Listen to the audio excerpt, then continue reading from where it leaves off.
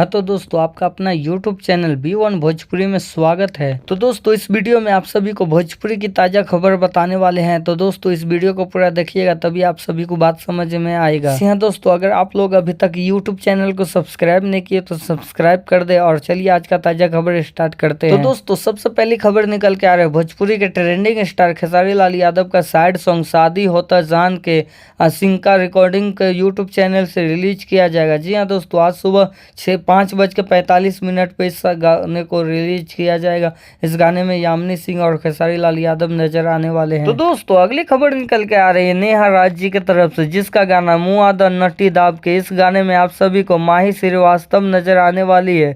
और दोस्तों इस गाने को आज सुबह 6 बजे रिलीज किया जाएगा वर्ल्ड वाइड के भोजपुरी के यूट्यूब चैनल से। तो दोस्तों अगली खबर निकल के आ रही है दिनेश लाल यादव निरहुआ जी की तरफ से। जी हाँ दोस्तों इसका फिल्म निरहु द लीडर, इस फिल्म को दूसरा सप्ताह भी हॉल में अभी भरपूर देखा जा रहा है। और दोस्तों ये फिल्म को भी बहुत ही ज़्यादा लोग पसंद कर रहे हैं और इस फिल्म को दूसरा हफ्ता हॉल में चलाया जा रहा है सिनेमाघरों में।